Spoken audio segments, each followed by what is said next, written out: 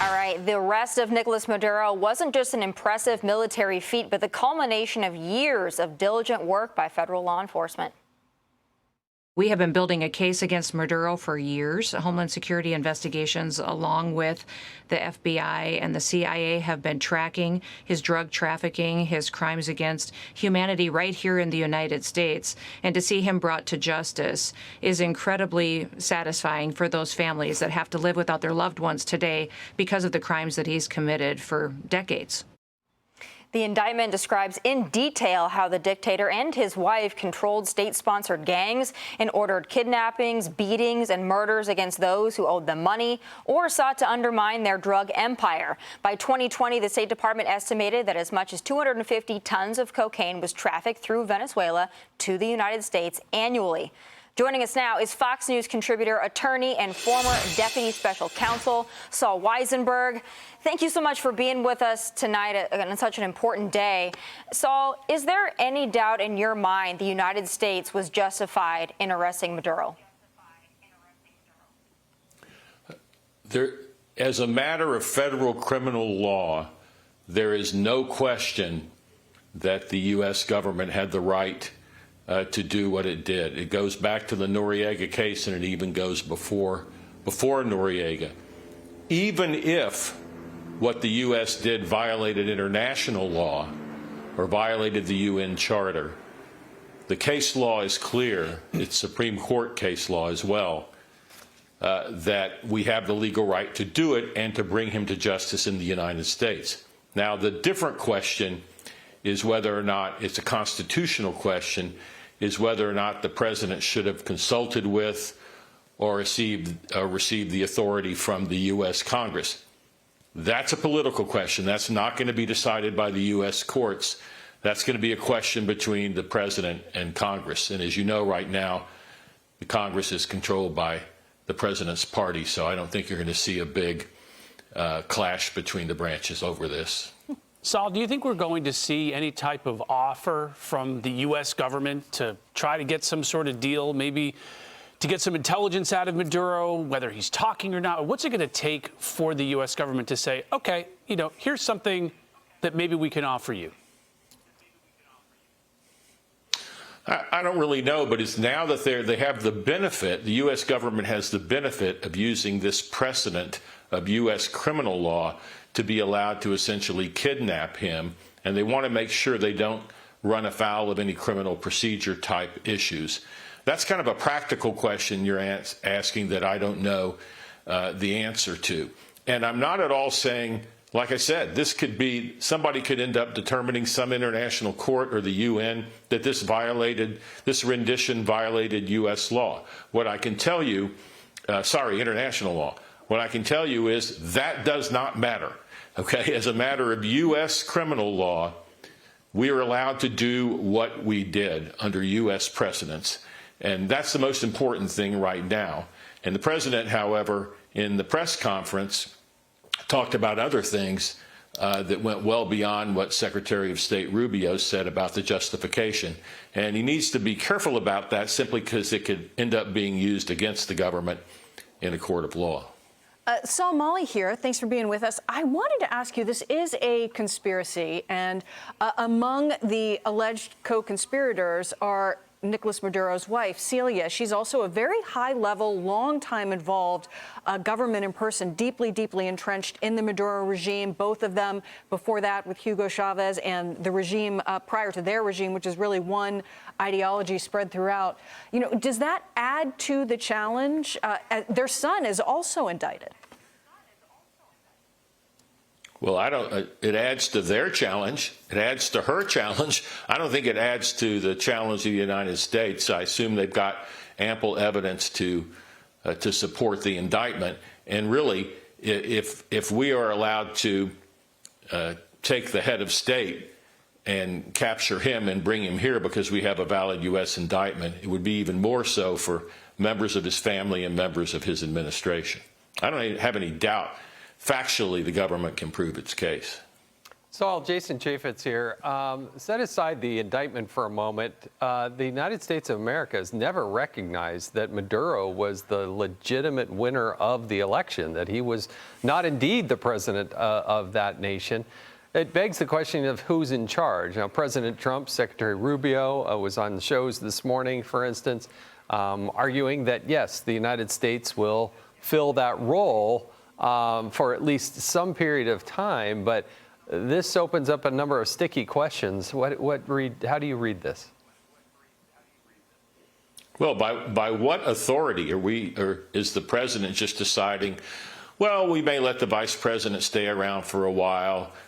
We may let the opposition leader take over. I mean, you're right. That's a very sticky question. Of course, Congress can always come in and say and pass legislation and says, here is how we're going to deal with this situation. Congress could have passed a declaration of war if the president had gone to them ahead of time.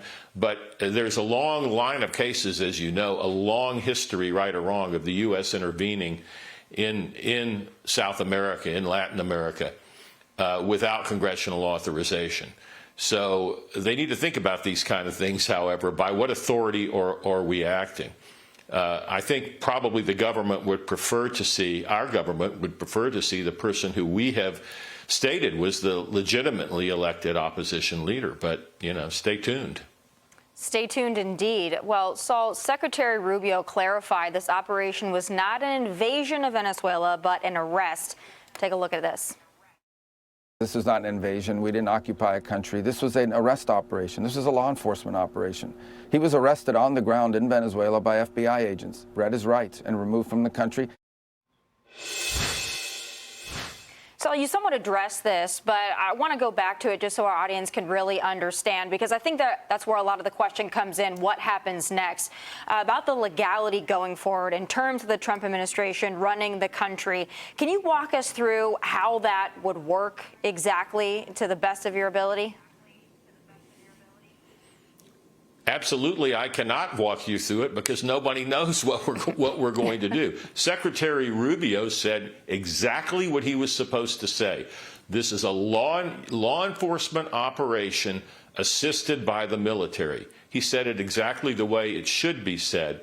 The problem is, as you know, the president sometimes has lengthy press conferences, and when you start talking about we need to be paid back for the oil they took, and we're going to run the country for a while, that's when you run into some problems. Look, it's not going to be enough to let any court of law come in. No court of law is going to come in and invalidate this, but it does leave questions open about what's going to happen, and I don't have a crystal ball on that. Well, and obviously, Marco Rubio didn't have a crystal ball on what the president was going to say at the press conference.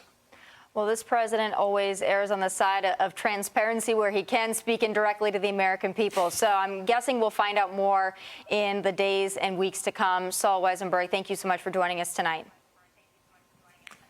Thank you so much for having me. All right, Jason, we got you on the table tonight, so I want to get just your overall reaction to not only what Sol said about the legality between law and political conversations and what you make of this whole situation. First of all, there were men and women who spent months on end in the intelligence services making sure we understood that if needed, the president had the option to execute a flawless operation. Then you had the men and women, once the president gave the go order, to actually do that. And I stand in awe. There is no country that could do this, and you have a brave president in President Trump to actually do what others have bloviated about but never actually done.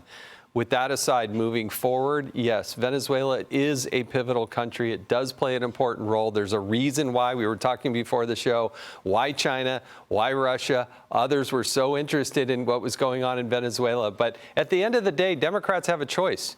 They can either stand in the idea that they're going to protect the United States of America, the men and women who've given their lives, that have been on the receiving end of fentanyl and all these other drugs and narco traffickers and have lived under the oppression of Tren de Aragua and the FARC and everything else, the Sinaloa cartel, which I think will be a blossoming story. those types of things, the Democrats can either go that direction and try to fight President Trump, or they can do what the people of Venezuela and the Venezuelan Americans are doing, which is celebrating the idea that the world is now a better place, that this person is no longer in charge because he was destroying and killing people. And I know there's allegations he'll get his day in court, but the United States of America is the only country that would give him that opportunity. That's for sure. Molly, Jason mentioned seeing Secretary Rubio on all the Sunday morning shows, really going to battle against a lot of the legacy media, and I think doing a fantastic job, just in my estimation. But he was asked over and over again about why are we entitled to the oil, or why is this, why are we entitled to any of it, really? And his answer was, this is our hemisphere, and Russia and China, it's not yours, and we're going to control this hemisphere. And I think that that was a pretty honest and direct way to put it. But what did you make of it? I thought one of the most interesting things he said, it was a small word, but he said we didn't occupy the country, and yet also we're somehow running the country. So without the military entrenched in amongst the people, of course, we're there just off into the waterways and have a huge military presence. It is a difference from what we've seen previously in Panama and in other parts of the world, where the United States, when a move was made, actually had rather entrenched military presence on the ground, kind of intertwined. So that's a little bit different here. So I'm still interested to see in the coming weeks and days what it means to run a country. Right now, we still seem to see a lot of pressure being put on the old Maduro regime. Those folks are still in place. And, how deftly we can control the situation through those individuals, I think, are the questions that I would have for Secretary Rubio and the whole administration. We may get those answers in the days and weeks ahead. I have a feeling we're going to get a lot in the next few days. Rich, when we talked to Sol, he said basically international law doesn't matter. He put it pretty simply. And we know we've got Mayor Mamdani and others talking about UN and international law. But it sounds like if you just cut and dry this thing, it's not a matter of international law. No, and the U.S. under both administrations, Democratic and Republican administrations, have often ignored what would be considered international law, like the International Criminal Court, for example. Not to say that the U.S. isn't and hasn't been a huge player when it comes to working with the UN, trying to find diplomatic solutions with a number of different countries. But when it boils down to it, the U.S. has repeatedly throughout its history done what it has done in its own international interests, and it has adhered to Senate-ratified treaties as opposed to perhaps what the United Nations may or may not have not passed. So the U.S. has made it very clear that in this case, even when it comes to international law, it views Maduro as nothing more than a drug kingpin because he's not legally elected by even the Constitution of that own country. It was a fraudulent election, according to the United States, back in 2024. And so, really, it was somebody who was posing as president of the country, according to the U.S., who was a drug kingpin, and we've simply extradited him. There are plenty of other governments in that region, many of them left-leaning, many other U.S. Adversaries around the world who have a very different take on that, but that's the U.S. take. I think it's notable, too, that the Biden administration at that time, at the election, also increased the bounty. Yeah. So they agreed that Maduro was a criminal worthy of pursuit at that time, not so long ago, just at the beginning of 2025. Molly, they've completely forgotten that, apparently. The tweets will live forever, but the Trump derangement syndrome, it just knocked all the sense out of them. Hey, Sean Hannity here. Hey, click here to subscribe to Fox News YouTube page and catch our hottest interviews and most compelling analysis. You will not get it anywhere else.